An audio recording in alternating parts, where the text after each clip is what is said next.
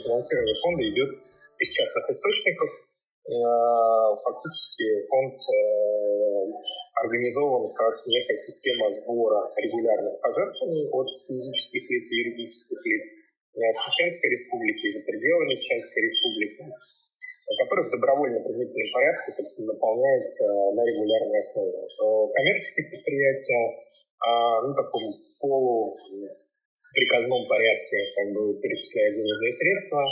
Были истории, когда бюджетников понуждали к финансированию этого, собственно, фонда за счет, собственно, зарплаты, то есть каких-то числений, которые они регулярно делают.